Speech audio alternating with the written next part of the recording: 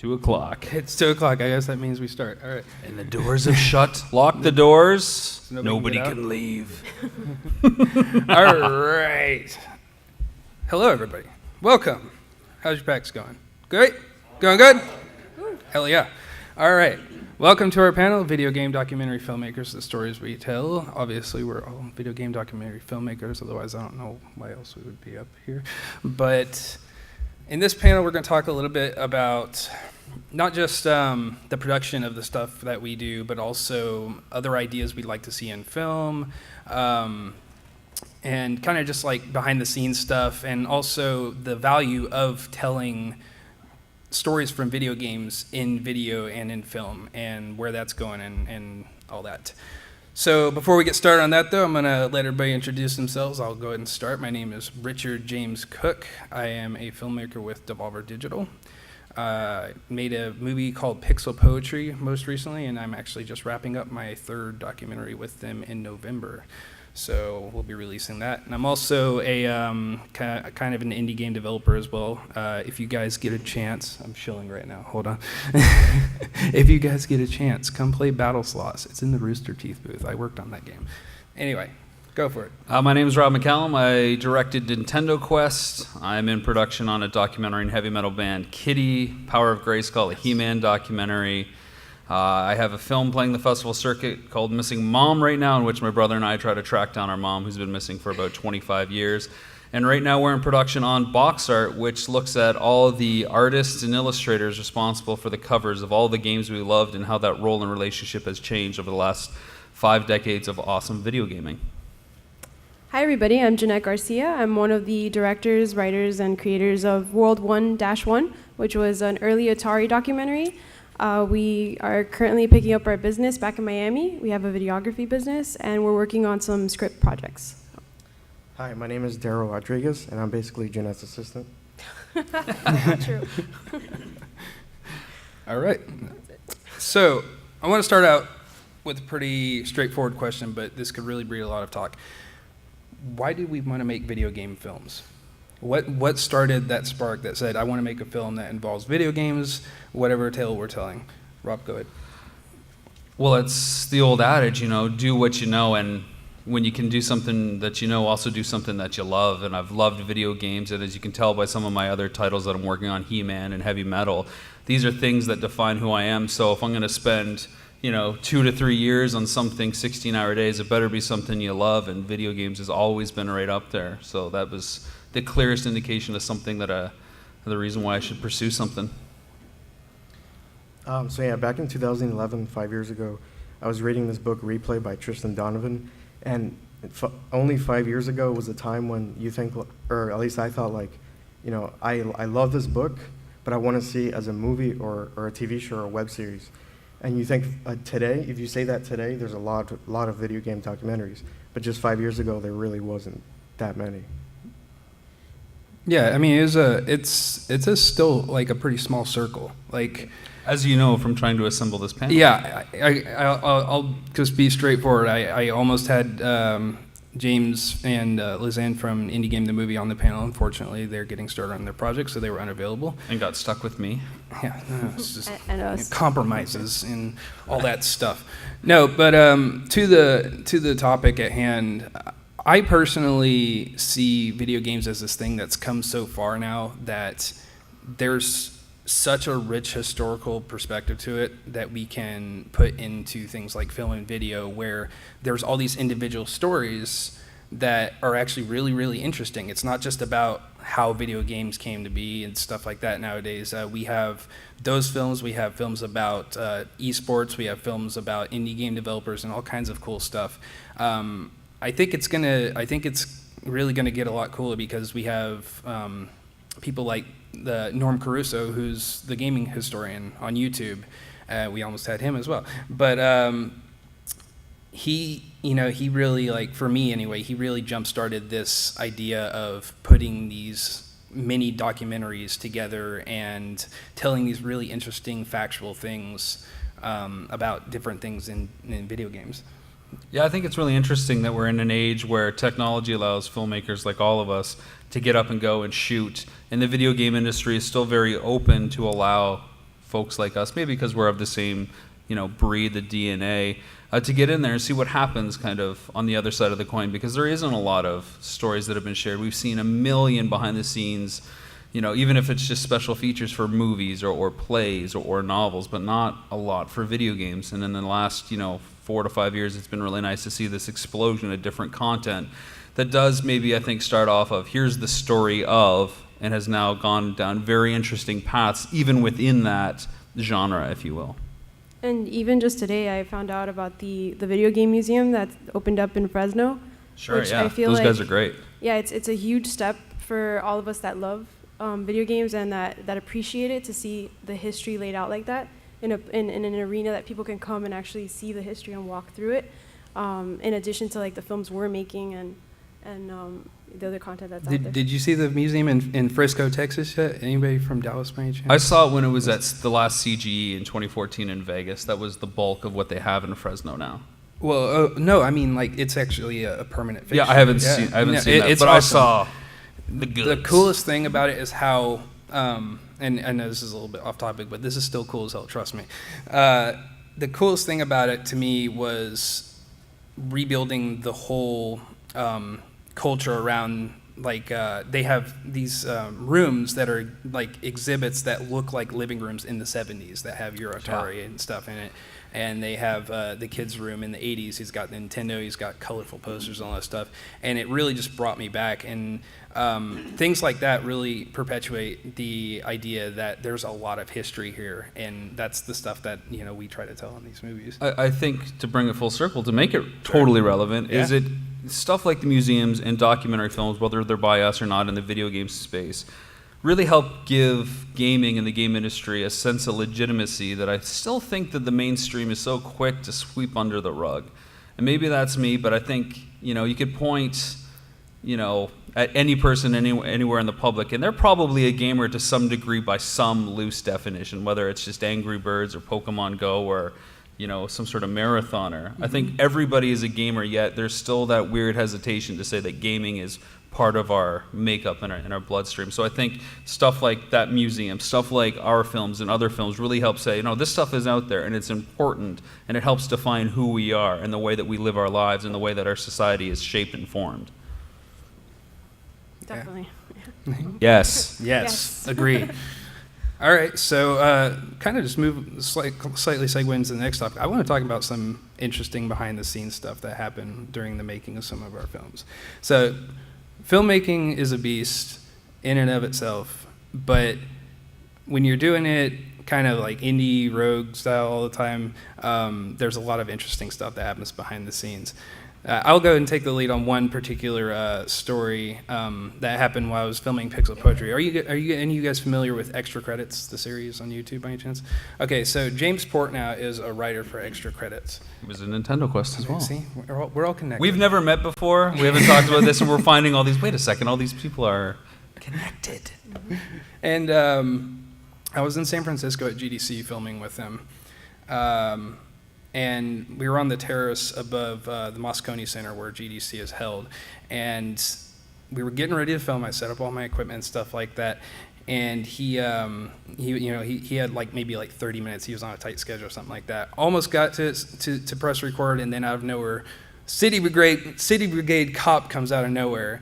And I'm talking like the full get up, like the walkie-talkie over the shoulder and all this stuff. And he's like, "You can't film here." Like, you have 5 seconds to comply. Yes. Yeah, RoboCop style on me. At 2:09 shows up. So we're like, okay, like James is already short on time. So like, okay. Let's try to find another spot.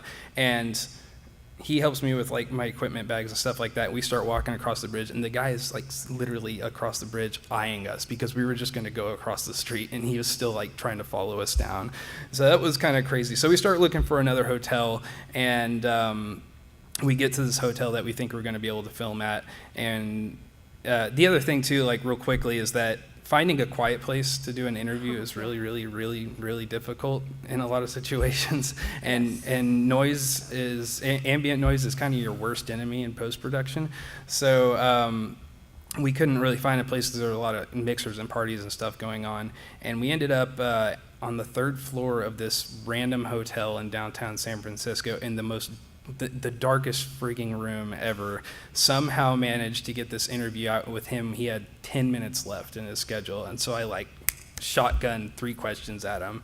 That was a nightmare to edit and post personally. So I've kind of like learned my lessons from things like that happening, but I'm sure you guys have some interesting stories as well.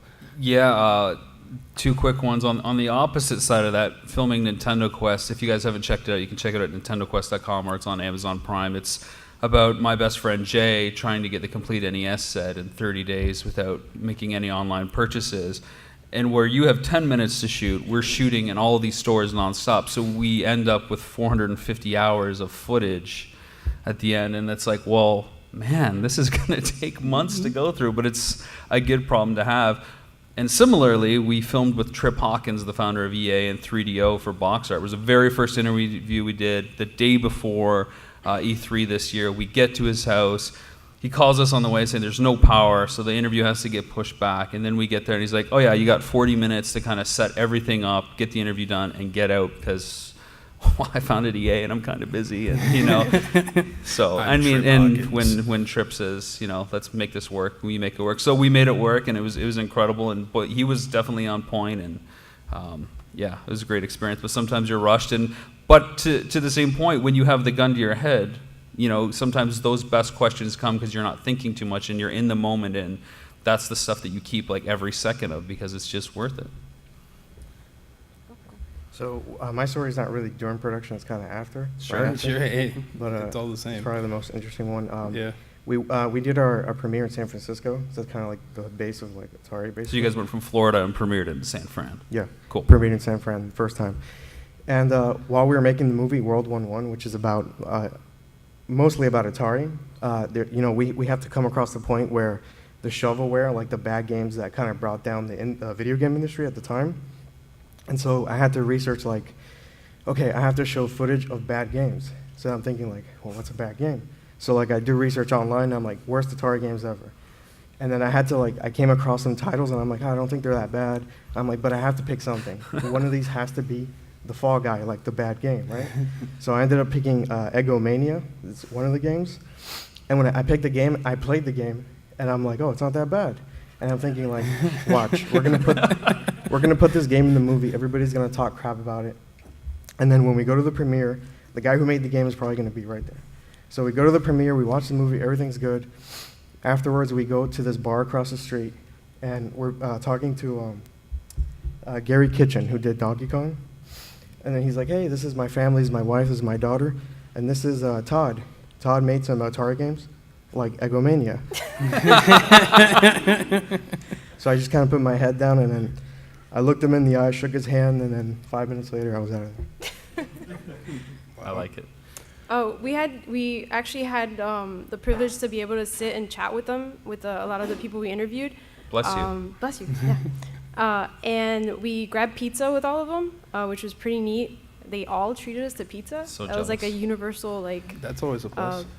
part of it. So I think that's one of the most memorable parts. It was a positive aspect to the lack of sleep, the hurrying with the equipment, all the equipment between us two. There was one point where our lights got stuck at another airport, so we had to improvise on the lighting in a very dark room. So that was probably, I think, the worst thing that happened to us was when our equipment got lost. I should say wait. to that point, regardless of these horror stories that you've heard, all even if there was just one positive aspect, it trumps all the crap you go through to make a film each and every time. You know, we ran out of gas while driving across Texas, and it's like we got out and pushed, and still to be able to meet with the people and have the adventure that we had it made it all worth it. There's nothing bad that can happen, even if we were, you know, transporting like a dead body somewhere for whatever reason. You know, it's worthwhile. Definitely. Well, I think I was going to tell one more quick story because you just reminded me of something. On the way back from GDC, because I was riding with my brother, we had decided to road trip out there, and I think we were in the middle of like the Arizona desert at 3 in the morning. And if you've ever been in the middle of the Arizona desert at 3 in the morning, there's basically literally no lights around anywhere. It's pitch black. And he starts seeing my gas meter go down. Like it says I got 14 miles left. It's like, oh, the next town will come up in 5 minutes. 5 minutes passes, there's no town. 10 minutes passes, there's no town. The meter hits 0, and he starts going, we're walking, man. We're walking. Oh my God, he's freaking out. And I'm like, no, don't worry about it. It's just saying the average. That's not the exact thing. And we literally like last minute found this like really dimly lit gas station and just out in the middle of nowhere, and it looked like it was closed, and we just like darted towards it, and thank God it was open because I don't want to get stung by scorpions. So What I think is interesting about all these things, these obstacles that we encounter in order to go and make these films, are very much like the games and the game stories that we're documenting. I mean, that's exactly how Nintendo Quest was born. We wanted Jay to experience a game like the games that he's hunting down, hence all these artificial obstacles like the constant ticking clock. He's limited to his budget. You can't use the internet. These are obstacles, and of course, along the way, you don't know what else is going to come up. So how far are you willing to go to get to, the castle and save the world? I mean, that's filmmaking in a nutshell. There are things that are going to come up that you can't predict, foes that you don't know that are against you and conspiring, and, you've just got to find the right power-ups and get through it. Sometimes Pizza's a good with power-up. the game genie. Yeah, pizza power-ups. Well, and I kind of say the same thing about like editing and stuff too, because a lot of people who aren't familiar with the video making process might look at it like we're kind of just cutting together home movies or something, and I'm just like, man, I sit there for 3 hours trying to figure out how a shot's going to come together, and then I make it come together, and then I don't like it, so I have to wait another 3 hours to figure out how a shot comes together.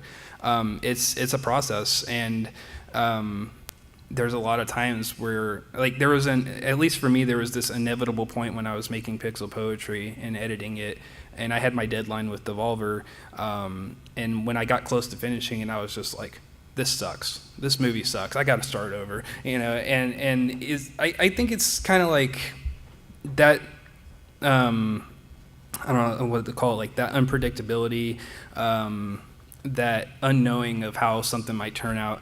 I think it really builds up your character as an artist, as an editor, as a filmmaker, because that means we're that much more caring about our product, like the things that we're putting together, the things that we're creating, to be that meticulous about it.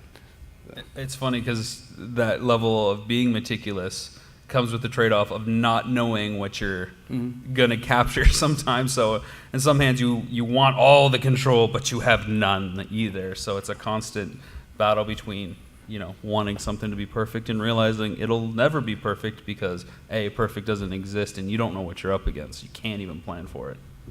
Yeah. Did you guys ever find that you were in a no-win situation when you thought you had the whole film played out? Not to ask the question, but I feel Go like... for it. I was just going to add to what you were saying about perfection. There's like an interview I saw with Woody Allen, and he says that one of his movies, I can't remember which one now, that it was the closest he ever got to his vision. So like he has a vision, and then his movies get a certain % close to what he imagined when he wanted to do it. And to add to the aspect of the perfection part and like the picking the best, when we were interviewing, we started with a set of questions that we wanted to ask the people in our film, and we ultimately just let them talk. We just had them just talk, and they opened up so much, and they started telling us all these stories without any questions. So I feel like if you're willing to listen, the filmmaking process is like incredible, especially when you're doing a documentary, because you find out so much that was unplanned, that you didn't ask questions about, and that kind of just unfolds as you're there with that other person. Well, I kind of like, to that too, I kind of figured out along the way that I could just sit there and have like a natural conversation with the person. It's just we're filming it, and you get the best stuff that way. Yeah. Because the first time I went in doing Pixel Poetry, I had a sheet of questions, and I found more times than not it made them like kind of uncomfortable to sit there and like, think about like for a few seconds how they're going to respond to this really direct thing. Whereas with a conversation, it's like we're just sitting there like talking to each other, and obviously we both have common interests, so the conversation is going to have a lot of continuity to it, and you just you get that stuff on film. I think that's the best stuff personally. So. Yeah, making it as organic as possible, not really forcing it, or I mean, you might have like because we had a story arc in mind in terms of the history of Atari, like what happened, right, from beginning, middle to end, but allowing the fluidity of whatever it was that they were saying, taking them in whatever direction their stories were taking them. I think we got so much out of that, and again, just like talking and having a conversation as opposed to like an interview. Was a huge up for us. Like that made the difference. It's the number one reason why for box art we started as a 90-minute documentary looking at the evolution of gaming cover art, and then even before we were done our Kickstarter, we said, you know what, this is going to be a docu-series because I don't want to limit some of these artists to like a 10-second soundbite that just might be caught in the right way. I'd rather make these episodes very interview-driven because I'm sure, as you guys will attest, there's so much left on the cutting room floor that is so good. And some of these people have never been shared with the public. So why not really make that the focus and let these people shine and let the audience know who they are, how they got into what they're doing, and not necessarily what their resume says, but who they are as a person. Mm-hmm. Yeah, and the next thing, we kind of already like conversed a bit about this, but the next thing I was really going to get at was personally, like what made you want to make like Nintendo Quest? What made you want to make World 1-1? For me, like especially like my next movie and my first movie, which is on YouTube, I filmed the entire thing with a Galaxy S3 phone because that's all I had at the time. And it's a matter of resources too. It's a matter of taking what you got and doing the best what you can with it. I mean, there's the quality standards that a lot of people have come to expect, and I will be the first one to tell you that my first documentary, the audio sucks. It's terrible because it's coming from a phone. The video quality is pretty crappy as well, but it just recently somehow passed over 100,000 views on YouTube, and I don't know how that happened, but I kind of analyze that it's because I told a story. And that's the most important thing. I would say always content is king. Yeah. And documentaries are very forgiving, especially if you're trying to follow something as it unfolds. I think the audience, especially with reality TV, at least when you guys say that if the camera's hurrying to catch something, getting it caught is the most important thing rather than seeing a recreation or something staged because it looks pretty. You know, I'd rather see something in the moment any day with whatever resources, and I'd rather filmmakers or potential filmmakers just go out there and do it. You know, everybody's got a camera now thanks to their phone. Definitely. Yeah, and to the content of the film, like my films revolve around a lot of personal stories. That's, you know, something I'm very attached to, not just as a filmmaker, but as a game developer when I'm talking to somebody like Rami Ismail from Flambeer. And you know, real quickly, like he had a struggle back in I think it was 2011, 2012 or something like that for his game Ridiculous Fishing. Well, if you didn't know, the game was copied by another company in the U.S. and released before they released their game, and it basically like lost them millions. And he almost like had to shut down the studio from that. And when he was telling me about that on film, and this is like another thing we like really hope to get when it comes to these personal stories, is the emotion. Like you could see the emotion on his face talking about like him and his business partner were sitting in a pool hall at an indie meetup that they organized, and they're sitting there talking about what they're going to do next with their lives, like because they have no idea, because they're surely going to fail. You know, that's what they think is going to happen. And seeing that emotion on his face when he was telling that really just made me feel confident that I was telling a human story. Like I was telling a really human story that people could relate to, and that's mostly what my films revolve around, is that human element in these kinds of stories. Yeah, it's not just about video games, it's about the people, that human center. Yep. And if that element isn't in there, and you guys covered it really well with a lot of the stuff that you guys got to talk to, which is like you were saying, that's why we watch, that's why we engage as viewers with this stuff, because we can see something in the people on the screen that resonates or is familiar with us. So, you know, I'm doing a documentary on He-Man. It's not about He-Man, it's the backdrop, but it's about the people in the time that got to make Masters of the Universe and She-Ra and stuff like that, who those people were and how their lives were affected by that. That's every film I'm going to make, because that's what matters. You know, whether it's video games, whether it's action figures or heavy metal. And to add to that, the factor of emotion in our film was pretty impactful, just to hear them talk about, and very humbly, hear them talking about some of the greatest successes in terms of video games that ever existed, from Donna Bailey doing Centipede to Major Havoc from Owen Rubin, just the way they would talk about it and how fun it was, and the nostalgia behind it, and also the emotion of it going away. Like the moment when Atari wasn't Atari anymore, you could see how that had impacted their lives, and how the work dynamic, the teams, the creativity, everything changed and shifted.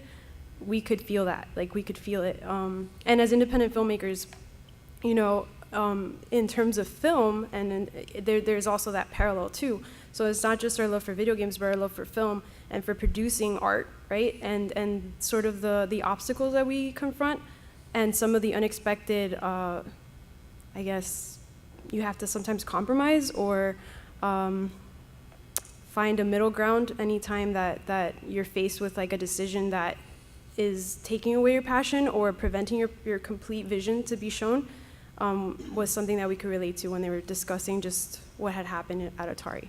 So that was something that we really I think one particular standout would be maybe the creator of ET. Yeah. Howard. Because he also created Yar's Revenge. Yes. And so he's got like, what he was talking about was like he's got both sides of the spectrum, and he's got probably the best reviewed game on Atari. He's also got the worst reviewed game on Atari. Yep.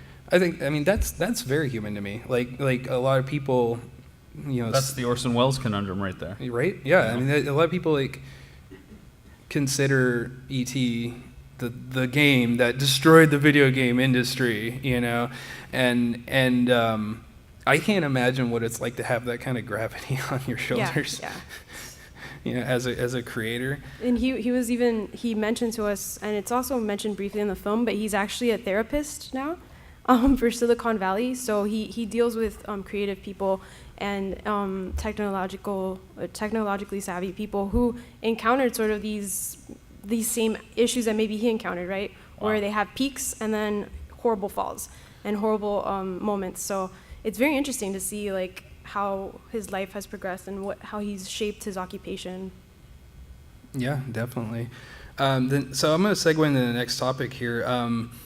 One that I've kind of like we're talking about the kind of the future of telling stories in video and in video games. What kind of topics do you guys want to see told? Well, I want to see it all. I mean, if anybody's got an idea for video game documentaries, I want to be the first to watch it. I love watching movies. I think that's the first and foremost thing. As far as which ones I want to tell, it's a different thing. And I don't know. After Nintendo Quest, I really didn't have a desire to do anything else in the gaming sphere unless it was box art, and I'd even put that idea away. But in Nintendo Quest, one of my favorite segments is where we're talking to Mark Erickson, who did the art for Mega Man 2, G-Lock, Afterburner on Atari, Tengen Tetris. Like, oh, that was really cool, because that was an unexpected thing that happened. And then I put that away in the back of my mind, and then Doug and Nicole, who are down here, are producers of box art, and they got a bunch of internal development art. And I said, wow, we don't know who's responsible for any of the covers, because no one signed it. You know, who set the trend for this? So it was that kind of thinking that where it came out of left field and kind of combined with an old idea that led me to that. So I never really know, kind of like the questions in the interview process, I really try not to chart out. I'd let inspiration hit me, but you know, because docs are so prevalent now, I'm excited for everything that does come, and it's not like this is good or this is bad. I think it's all good, and I think all the filmmakers make interesting choices, whether it's across the whole film or even just one section can be very inspiring, and it'll be worth, you know, the 90 minutes or 2 hours. Yeah, I'm sorry. Go ahead. I'll say I have this theory that like there's no really big movie stars anymore. For example, like if you look at people like George Clooney or Tom Hanks, they're kind of older than us, like 50s now, I think, maybe even 60s. And I think that's because they were big in a time where you couldn't see behind the scenes or behind like the Wizard of Oz veil or whatever.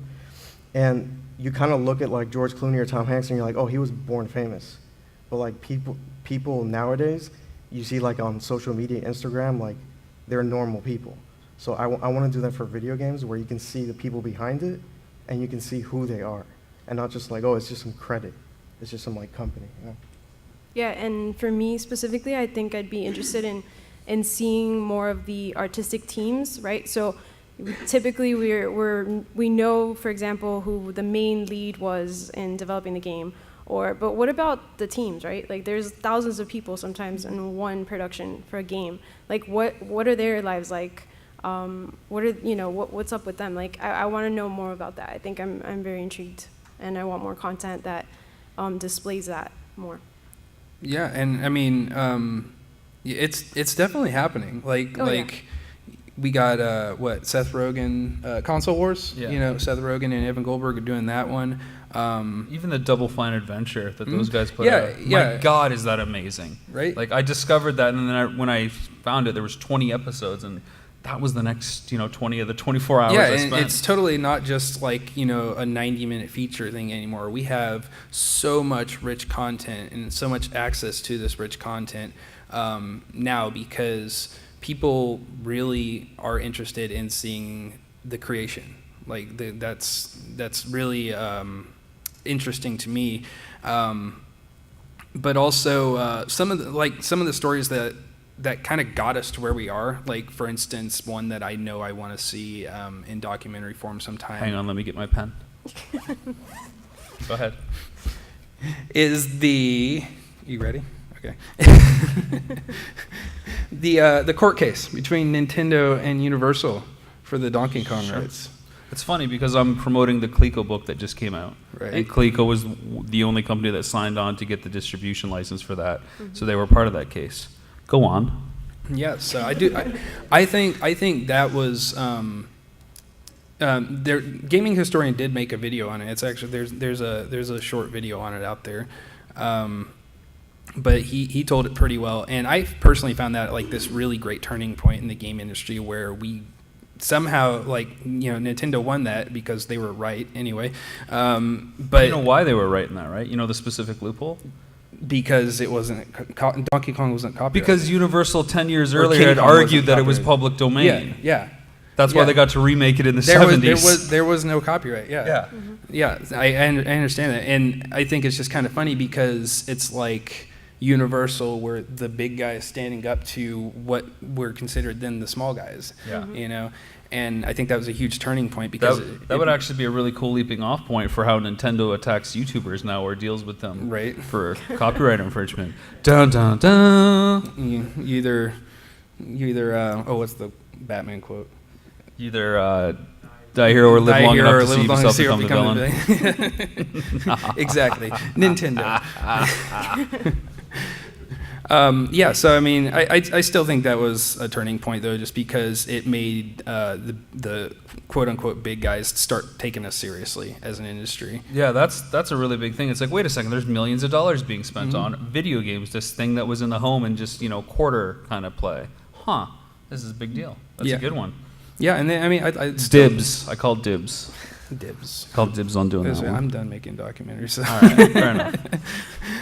And yeah, I mean, so stuff like that. I do want to see more esports stuff too, because I think the dynamic between teams is interesting sometimes to see what people don't typically consider a sport. I mean, come on, they're playing it on ESPN now. So it's to me, it's a sport of the mind. It's just as intimidating. It's just as struggling to get through. Just because there's not as much physical activity as, say, football or something like that, it doesn't mean it's any less sporty, because there's a lot going on there that a lot of people want to dismiss and not think about. So I think more documentaries aimed at that and aimed at helping people understand that dynamic would also be really, really cool. But, what about you guys? Anything topic specifically? Yeah, who wants to see what? Sorry, I just want to add to Go for it. A lot of people don't know that 100 years ago, baseball players had day jobs. Like, they would go to their jobs, and then at night they would go play. So 100 years later, we have esports, which they're kind of in the same place, where some of them have day jobs. Like, they're not, you know what I mean? It's not like as big as baseball. Or, Yeah. One day. One day. One day. Yeah, I think in the next 10 years at least. It's coming. It's coming up really quickly. So I guess one more thing we'll get into And actually, right now I'm gonna go ahead and start. You're not even looking at your questions. You're just on Twitter. Yeah, well, that's gonna become relevant here in a second. Oh. Secrets revealed. So, we're gonna start taking questions, and we're gonna jump into another topic and start filling these up. If you guys want to ask a question instead of going to the mic, oh yeah, I got a question for you guys. I was supposed to show this during the behind the scenes part. Look at all that goodness. All right. I got a question for y'all. Question. How much does budget impact the stories you're trying to tell? A lot. Travel, mostly. Yeah. I think a lot of the stuff especially the stuff that I'd done recently, required me to go to a lot of locations. And so travel is just kind of its own beast. Like it stacks up on you, it sneaks up on you. And there's always little things that you don't expect to happen, like a blowout on the road that I had on the way here. So that cost me a chunk of change that I didn't expect to happen. I don't know, but so a lot of the stuff that I've done is literally just out of pocket. I put a lot of other stuff on the back burner just to make sure I can get out to these places and film. It goes in line with sacrifices. You're sacrificing your time, your money, your resources, anything you can to make this thing work to your vision, like something you are going to be satisfied with in the end. Sorry, I guess the second part, while we're still on you quickly, Go for it. does it impact the kind of stories that you're going to tell? Like you mentioned esports and trying to follow around a whole team. You would think the budget on that with crew would be a lot higher, let alone the travel costs. Are you gonna counter that? No, by I'm saying- just, no, I'm just You sounded like you phrased that question in a way like you wanted me to no. answer. For example, Leading question? you're leading the witness, sir. For example, yeah, I mean, you're also trying to tell all the, like, if you want to use that example for an esports team, you're also trying to tell all these people's stories at once, and also giving all of them personality. So you need to allocate the time for that, and time and all that stuff costs resources to get. You're also working on their schedules. Actually, this is another important thing. You give them the option? Yeah. I'm just kidding. They give me the option, yeah. So a lot of people ask me how I know like people like Adam Sessler and all this stuff, and it's like I wrote them an email. I asked them to interview for the film. It's really not that difficult. Don't give our secrets away. Email and phone calls don't work. Phone calls don't work. Nobody answers their Yeah. phone anymore. I don't know what you're talking. People are going to say no. I was told no by a bunch of people, but some people are going to say yes. And again, you're working on their schedule, though. At that moment that they say yes, you have to figure out how to get that interview done within their schedule, because you're not going to go intrude on their time and then basically like demand them to do this and do that and go here and all that stuff. And so that's really important when you're doing anything interview-wise. You want to make sure that you're treating your interviewee with respect, and that I think that's building a rapport. You're going to get a lot better stuff out of them that way. What about you guys? Budgetary issues, what's the big line item, and is it impacting what stories you might tell in the future? Well, I would definitely agree travel is big, and making sure everything's scheduled properly. Having connections, like knowing people, making friends. We actually got to film at a lot of locations because we built rapport, so we didn't have to pay for any permits or like location fees, which was huge. And then for an additional part that isn't in the film, we got to interview the guys that did Space War, the original Space War. Galaxy Game. We got to interview the guys that did Galaxy Game, which was the first arcade game. And the Computer History Museum actually opened up the machine, like allowed us to use the machine, because we established a rapport, which is super rare for them to let anybody film. So it's all about, I guess, the way you approach people, and just making friendships, making connections, and networking. It's really important when you're on a really tight budget. I feel like that's a solution around a lot. Yeah. Go ahead. I was gonna say, so I'll say it again, so we're not just like making up. It really is travel, is like the biggest thing. But it is easier now than ever to make a movie. The equipment cost is lower. Like even if it's a $3,000 camera, like a film camera maybe could cost like $300,000 at one point with a film. So it's a lot easier now to go in. And then also, like, one thing I think that we want to get across is, like, if you look at us up here and we're like, oh, these people, like, went through a system, like, we really didn't. We just kind of, like, we wanted to do this, and we did. That's it. Yeah.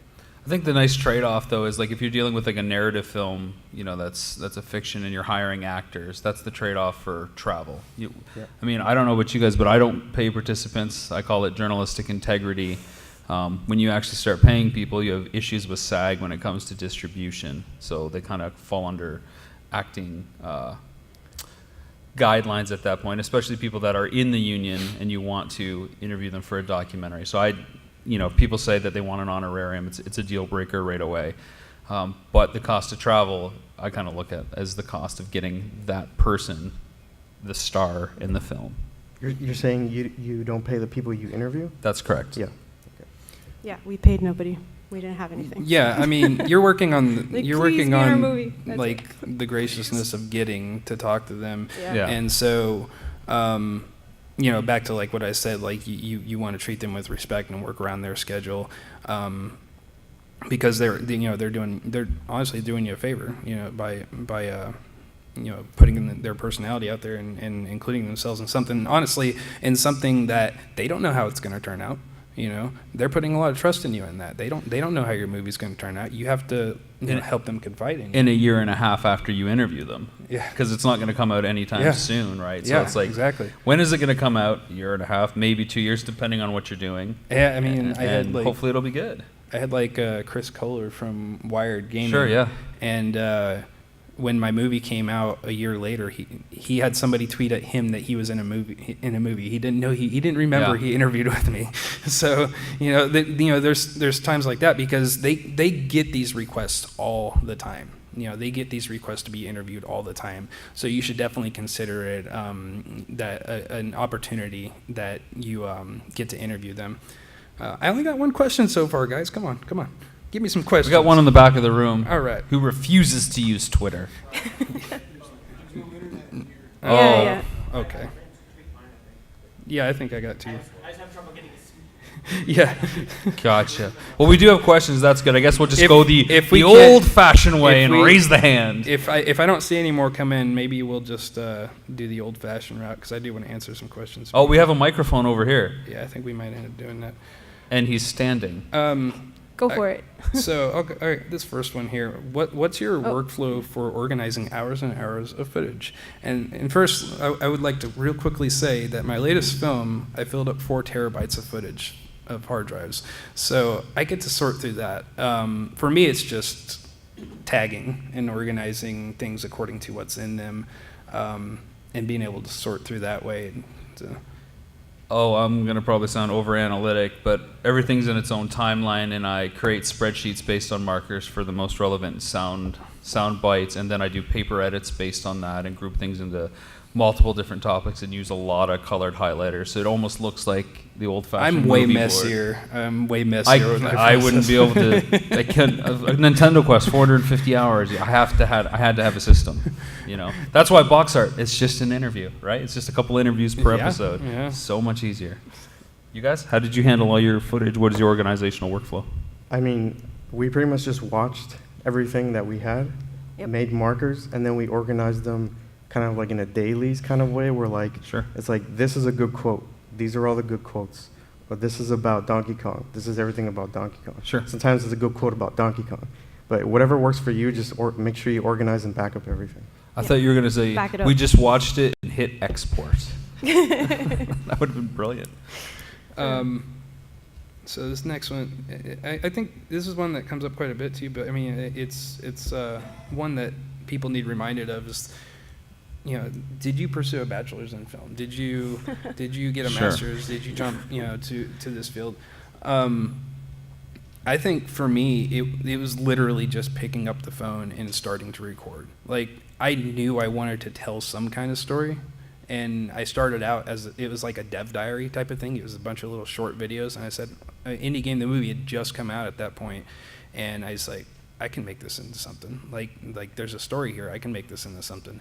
And like I said, it was my first doc. It was about me developing a game, going to PAX East 2013, and we were exhibiting there, not knowing what the hell was going to happen. And by the way, whenever you press record crazy stuff happens. Crazy stuff always happens. I don't know how, but whenever you press record, something always happens that's crazy. A lot of crazy things happened during that film. My hard drive crashed 2 weeks before PAX and all the game data on it. Barely managed to recover it, but I capture all that stuff, and it's like this really superhuman, emotional thing. I dropped a lot of F-bombs. I'm just not going to disclaimer that, but it's raw, and it's exactly kind of how it's like, you know. So it was important to be able to tell it from that perspective. Well, I'm one of those lucky guys that a lot of people hate because I knew I wanted to make films when I was 14. The first 3 short films I made were parodies of Evil Dead and in French because I'm from Canada. And so that's what I started doing in the 10th grade. And yeah, I do have a bachelor's and undergrad in film honors, and I have 2 post-grad degrees in production. My degree, I have a master's degree in English. Hi, everybody. Yeah, I didn't go to film school. I didn't do any of the film stuff. I've loved film since I was like 7. Jurassic Park was my favorite film growing up. I remember vividly watching it in the theater and being like, oh my God, how does that get done? And I was like 6, so. It still holds up really well, too. Yeah, it still holds up. Shoot up! So yeah, no formal schooling in it. I met Daryl. He's had a background in filming for a while, and he kind of showed me the ropes on like how to use a camera, how to light a room, and I've just been getting better little by little, just getting more and more into it. So. Yeah, I actually knew I wanted to make movies at age 4. So you're better than me. And then I dropped out of high school. So, and then a couple years later, we made this movie. So. Nice. There you go. So, but yeah, I spent a lot of years working and doing weddings, stuff like that, just learning how to make, film. And I mean, to that too, I'm not gonna talk down the schooling or anything but you don't necessarily need it to get into making videos. I'm just kidding. I know you were gonna do that. No, I really, here's what I think schooling does, because I've seen both sides of it. Yeah, I can speak both sides of it too, because I went to Full Sail for computer animation, and I worked in video for some of that stuff too. But there is a lot of value to it. The thing I always kind of described it as, if you go off and do it on your own, you're kind of doing a lot of things out of order, but you're still doing them. School kind of organizes that curriculum and gives you a track to stay on. But I want to encourage any kinds of video content makers to pursue these stories, pursue these things that are really interesting in our industry. And you have so many platforms to do that, so I think if I can pick up a Galaxy S3 phone and make a movie, then like anybody can make content about these really interesting things. Yeah, I would pretty much concur. I think the only thing school does is fast track some sort of concepts, and they're all different for everybody else. It's not going to make you a better filmmaker. You're going to be a better filmmaker because you care enough to put the time in. It's about time and dedication all the way, and passion. So, I did 4 years in theory, and I got sick of talking about films and organizing and writing about what that cigar really symbolizes in that guy's hand in film noir. So I decided to make movies instead, and I convinced my professors at the college level that it'd be better if I made films instead of just writing another 2,500 words this week about them. So I spent even my theory degree, especially the last year, making like 25 films because that's what I wanted to do. Yeah, to add to that, I feel like each person has their own path. If you feel that school might help, go to film school. Personally, for me, I have no training in film school. I'm very hands-on and self-learner. Like, I learn everything on like YouTube. Like, I'm always constantly just looking out there. That for me works. So I feel like you just have to follow your path. If you feel like going to film school is the way, do it. If you feel like teaching yourself and learning the ropes on your own and forming a team and getting to know people that do what you do and learning off of them, go for that. So. Yeah, when people always ask me if they should go to school, I always say yes. I think that I got lucky in the sense that I'm naturally a nerd and naturally very organized. Makes sense. Any more tweets come in? No, I didn't see Okay, anything who in the else. audience has questions for us? Okay, we'll start here in the front, and we'll just Oh, kinda go around. Wi-Fi. Guy back Oh, there's no Wi-Fi. waiting. He does have. Okay, he has the mic. He's like ready He to has Got go. the mic. So I guess with video games, as opposed to other forms of art and storytelling, a lot of it's still in living memory. We have, a lot of good records, even for like video game box art. There's a lot of material there. Is there anything that you think is particularly urgent? Where either the subjects themselves or the material might be ephemeral or slipping away?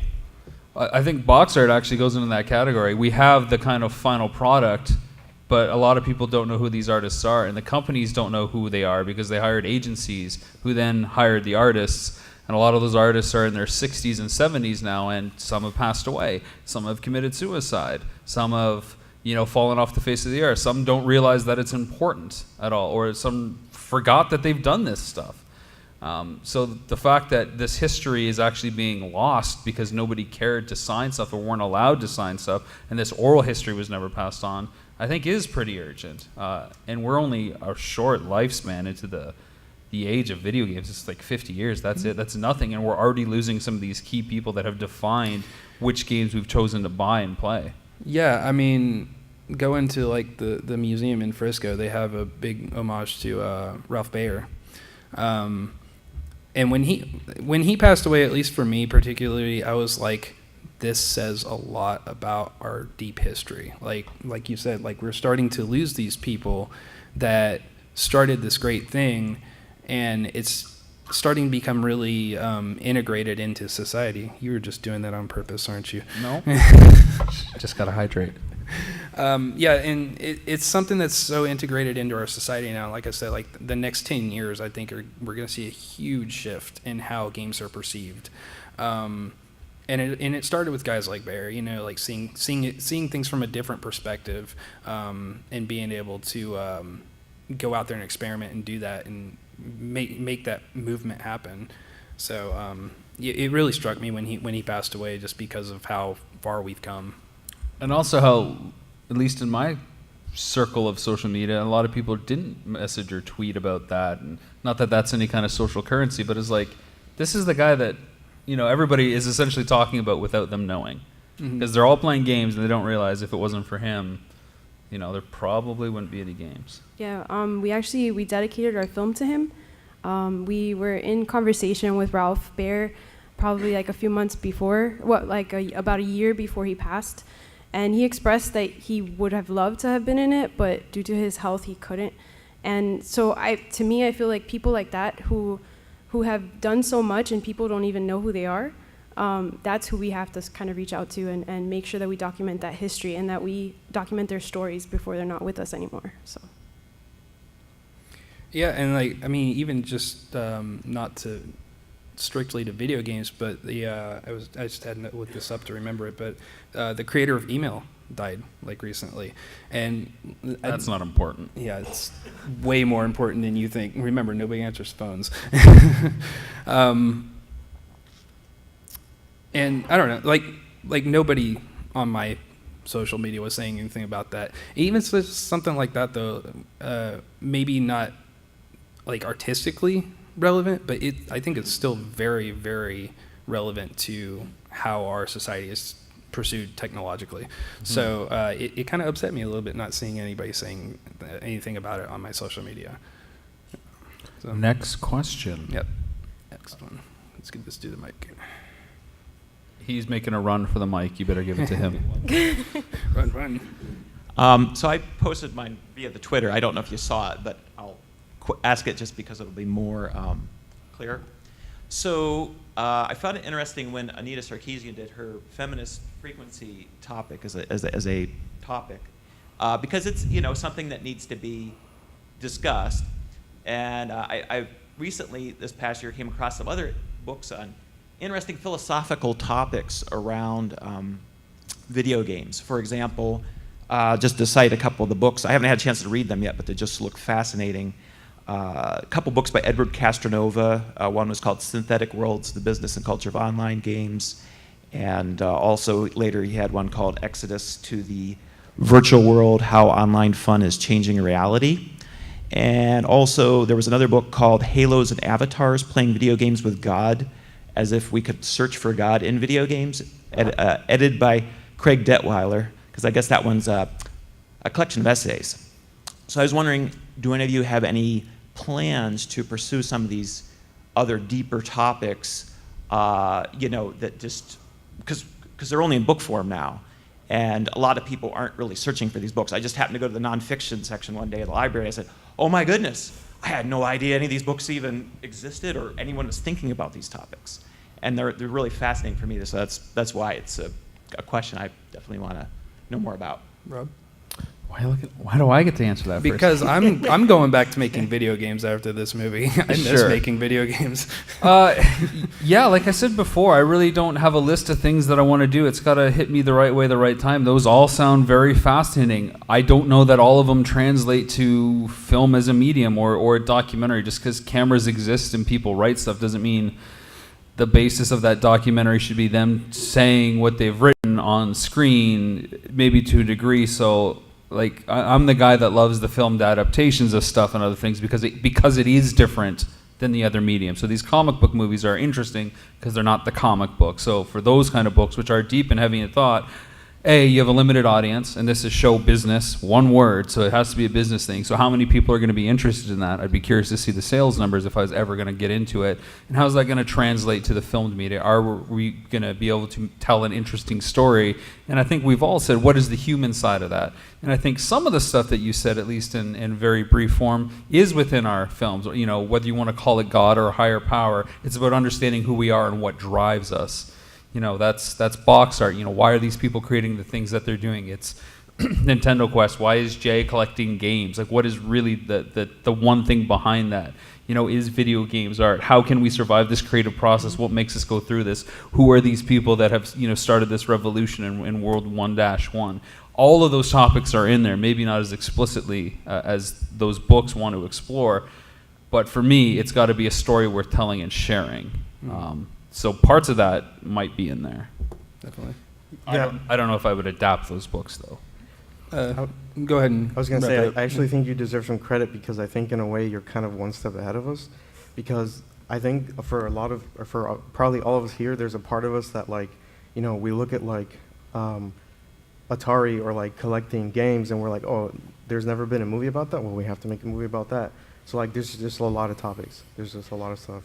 What I like about those books is I think those are nice thematic principles for filmmakers. So you could look at synthetic worlds and say, what if this is the grounding for how I look at Nintendo and the worlds that they're creating? What does that say about the Japanese culture of the 80s? And how is that world different when it translates to other cultures that get infiltrated with those same pixels? Is the synthetic world the thing that is universal, or is it the culture that inherits it? Definitely. Just off the top of my head. Well, go ahead. And in terms of virtual reality, I feel like it would be interesting to explore our dynamic with VR. We've seen a lot here at PAX 2016, PAX West 2016, and just to see how we're interacting with that and how that's going to shape our life, right? Like, I read not too long ago an article about this older woman who had cancer, and she couldn't move from, basically she was incapacitated. And thanks to VR, she was able to experience the outside world. And that brought a lot of, obviously contentment to her and her family.